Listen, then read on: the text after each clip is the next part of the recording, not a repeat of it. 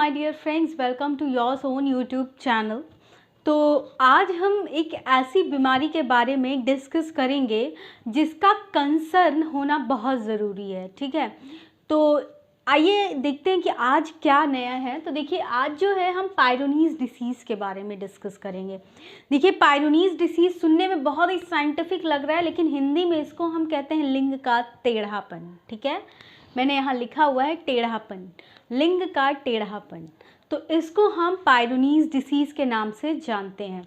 तो देखिए, अब ये पायरोनीज डिसीज़ में क्या होता है कि fibrous scare tissue develop on penis and cause painful curved erections.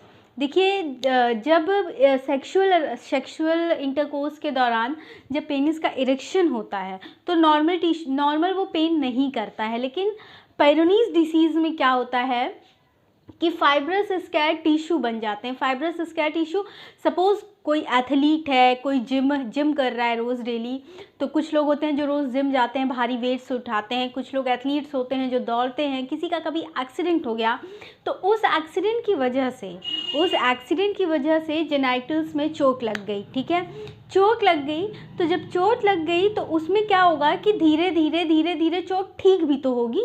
तो जब चोट ठीक होती है तो जो नॉर्मल टिश्यूज़ होते हैं उसको रिप्लेस करके कनेक्टिव टिश्यू बनते हैं। ठीक है, उनको रिप्लेस करके कनेक्टिव टिश्यू बनते हैं और धीरे धीरे क्या होता है, कभी कभी वो फाइब्रस और कनेक्टिव टिश्यू, फाइब्रस टिश्यू चोट के निशान भी छोड़ जाते हैं। ठीक है, तो इसको हम कहते हैं fibrous scare tissue, connective tissue, और उसमें चोट के निशान भी आपको दिखेंगे हल्के हल्के, या नहीं भी दिख सकते हैं। इंटरनल इंजरीज होती हैं तो नहीं भी दिखते हैं। ठीक है, तो फाइब्रस स्कैर टिश्यू डेवलप हो जाते हैं।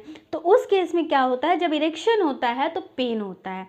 देखिए, मैंने एक नॉर्मल सी मैकेनिज्म लिखी है कि देखिए, पेनिस के दोनों तरफ क्या होता है, कॉर्पस कैवर्नोसम, जो कि एक स्पंज लाइक टिश्यू होता है। ठीक, स्पंज लाइक ट्यूब होता है। स्पंज आपने देखा होगा, स्पंज कैसा होता है, ऐसे दबाने से दब जाता है। तो पेनिस के दोनों तरफ नॉर्मल स्पंज जैसे टिश्यू होते हैं जिनका क्या नाम होता है, कॉर्पस कैवर्नोसम। और ये कॉर्पस कैवर्नोसम में क्या होते हैं, बहुत छोटे छोटे ब्लड वेसल्स होते हैं। इस कॉर्पस कैवर्नोसम में छोटे ब्लड वेसल्स कनेक्टेड होते हैं।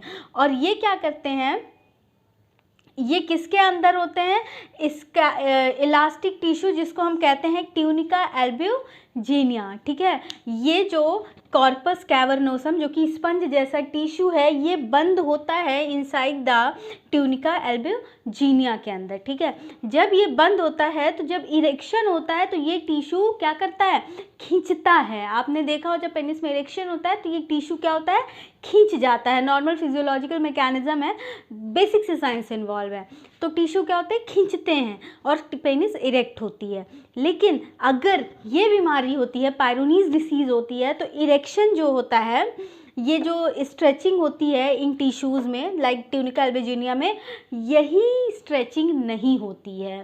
ठीक है, यही स्ट्रेचिंग नहीं होती है और क्या होता है, पायरोनीज डिसीज़ होती है। फिर इसको कहते हैं, जब ये स्ट्रेचिंग नहीं होती तो इसमें क्या होगा, स्कैर टिश्यू जो कि प्लेग से बिल्कुल अलग होते हैं। प्लेग क्या होता है, अजीब सा पदार्थ, अजीब सा ब्लड, कभी कभी प्लेग की वजह से हार्ट अटैक वगैरह की प्रॉब्लम भी होती है। ब्लड वेसल्स में प्लेग का फॉर्मेशन मतलब कि कुछ अलग सा चिपचिपा टाइप का पदार्थ इकट्ठा हो जाना, नॉर्मल भाषा में समझाएं तो। ठीक है, तो पेनिस के नीचे कभी कभी ऐसा फील होने लगेगा कि कुछ हार्ड सा है, और वो हार्ड सा कुछ नहीं होता, बस वो फाइब्रस टिश्यूज़ होते हैं। ठीक है, फिर जब ये स्ट्रेच नहीं होंगे तो क्या होगा, बेंडिंग में प्रॉब्लम होगी, किसी भी तरफ बेंड हो जाएगा पेनिस, और क्या होता है, इरेक्शन प्रॉब्लम होगी। और इरेक्शन प्रॉब्लम के साथ साथ पेनिस का शॉर्टनिंग, ठीक है, डे टू डे शॉर्टर होते जाएगा। और फिर क्या होगा, पेन भी होगा और अदर पेनाइक डिफॉर्मिटीज़ भी होंगी। आप ही सोचिए, जब ये टिश्यू भाई खींचेगी ही नहीं, स्ट्रेच ही नहीं करेगी, एक नॉर्मल सी बात है, आपने हाथ ऐसे किया और हाथ आपका स्ट्रेच कर रहा है, तो यहाँ पे जो टिश्यूज़ हैं ये स्ट्रेच कर रहे हैं, खींच रहे हैं। जब ये ऐसे खींचेंगे ही नहीं, जब ये स्ट्रेच ही नहीं करेंगे तो आपको ऐसे स्ट्रेच करने में प्रॉब्लम होगी ना। तो this is the basic concept. तो अगर ये स्ट्रेच ही नहीं करेगा तो भाई प्रॉब्लम तो होगी, और जब प्रॉब्लम होगी तो उसको हम कहते हैं पायरोनीज डिसीज़। और उस पायरोनीज डिसीज़ में इतनी सारी चीज़ें हो सकती हैं कि पेनिस शॉर्टर हो सकता है, पेन हो सकता है, और बहुत सारे पेनाइल डिफॉर्मिटीज़ हो सकती हैं। ठीक है, अब इनकी वजह से क्या होगा, स्ट्रेस भी हो सकता है और एंजाइटी जैसी प्रॉब्लम भी डेवलप हो सकती है, ठीक है। तो देखिए जनरली ये कंडीशन जिनको होती है, कुछ लोगों को इसके ट्रीटमेंट की ज़रूरत नहीं होती है, 3 से 12 महीने में ये अपने आप ही ठीक हो जाती है। लेकिन कुछ लोगों को जैसे ही उनको ये लगे कि इनको पेरोनीज डिसीज़ की संभावना है, टेढ़ापन, तो उनको तुरंत डॉक्टर से कंसर्न कर लेना चाहिए। वैसे जनरली कुछ लोगों को ट्रीटमेंट की ज़रूरत नहीं पड़ती है, 3 से 12 महीने में ये बिल्कुल ठीक भी हो जाता है, धीरे धीरे नॉर्मल अपनी पोजीशन ले लेता है, ठीक है। देखिए अब ये मैंने बताया ना, occurs due to repeated injuries to penis. अब आप एक दिन जिम गए, 2 दिन गए, 3 दिन गए, 4 दिन गए, आप एक दिन दौड़ रहे हैं, दूसरे दिन दौड़ रहे हैं, आपने ध्यान ही नहीं दिया, आप रोज़ रोज़ रोज़ रोज़ जो चीज़ें आप रोज़ कर रहे हैं उससे आपके अगर पेनिस को प्रॉब्लम हो रही है, उसको चोट पहुँच रही है, तो दिस कॉजेज द पायरोनीज डिसीज़, ठीक है। फिर ये मैंने आपको बताया, ठीक है। अब इसकी कॉम्प्लिकेशंस क्या हो सकती हैं। इरेक्टाइल डिसफंक्शन तो सबसे बड़ा कॉम्प्लिकेशन है, इरेक्शन में प्रॉब्लम हो सकती है, इनफर्टिलिटी हो सकता है आप कभी भी आपका बेबी नहीं होगा। और क्या हो सकता है, पेन तो बहुत बड़ा इशू है। और जैसे कि यहाँ पे आपने देखा था कि शॉर्टनिंग, छोटा हो जाएगा लिंक, तो लिंक का छोटा होना भी एक कॉम्प्लिकेशंस उसमें आ सकती हैं, ठीक है। अब इसके रिस्क फैक्टर, देखिए रिस्क फैक्टर ये हेरिडिटरी भी होता है, कभी कभी ये बचपन से ही प्रेजेंट होता है। देखिए मैं ये नहीं कहूँगी कि पायरोनीज डिसीज़ केवल एजेड पर्सन में होगा या केवल बच्चों में होगा, नहीं, ये किसी भी एज के मेंस में हो सकता है, किसी भी एज के आदमियों में ये डिसीज़ हो सकती है। कोई ज़रूरी नहीं कि बड़े होंगे तो होगा, छोटे होंगे तो होगा, नहीं, किसी भी एज के मेंस में हो सकती है, बच्चों में भी होती है। तो अगर बच्चों में होती है, पैदा होने के संग होती है, तो उसको हम कहते हैं कॉन्जेनाइटल पायरोनीज डिसीज, सिंस बर्थ ही प्रेजेंट है, ठीक है।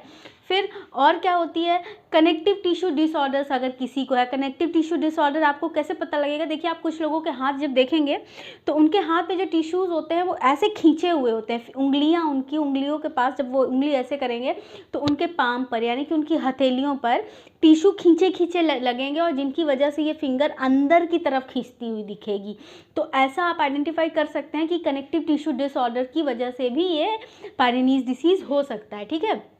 और क्या है, देखिए जनरली ये हो तो किसी भी एज में सकता है, जैसे कि मैंने आपको बताया 30 साल के लड़के में भी हो सकता है, 50 साल के बुजुर्ग में भी हो सकता है, 60 साल के लोगों में भी हो सकता है। लेकिन एज के संग संग हाँ ये कंडीशन वर्स होती जाती है, ठीक है। अगर पहले ही आपने गौर किया और पहले ही आपने डॉक्टर से संपर्क किया तो ठीक है, लेकिन अगर आपने नहीं गौर किया, कांटेक्ट नहीं किया, तो एज के साथ साथ ये वर्स हो जाएगा, एकदम वर्स कंडीशन में आ जाएगा। तो worse condition generally 50 to 60s के एज में होने लगती है, ठीक है। तो ये हमारा फ्रेंड्स पायरोनीज डिसीज़ के बारे में सारी इन्फॉर्मेशन जो मुझे लगा कि आपको पता होनी चाहिए वो मैंने उतनी आप तक शेयर करने की कोशिश की है। अगर मेरी बात आप तक जैसे मैंने पहुंचानी चाहिए ठीक उसी तरह से पहुंची है तो चैनल को सब्सक्राइब ज़रूर कीजिएगा, वीडियो को लाइक कीजिए और शेयर भी कीजिए अपने में। कुछ लोगों को इस डिसीज़ की जानकारी भी नहीं है, उनको भी पता चलना चाहिए। और हमारा यूट्यूब पे एक और चैनल है 10 डायरेक्शन न्यूज़ के नाम से, उस चैनल को भी एक बार विज़िट कीजिए। मैं डिस्क्रिप्शन में लिंक ज़रूर शेयर कर रही हूँ हर बार, और उसको भी विज़िट कीजिए और उस चैनल को भी लाइक कीजिए, सब्सक्राइब ज़रूर कीजिएगा उस चैनल को भी। Thank you very much.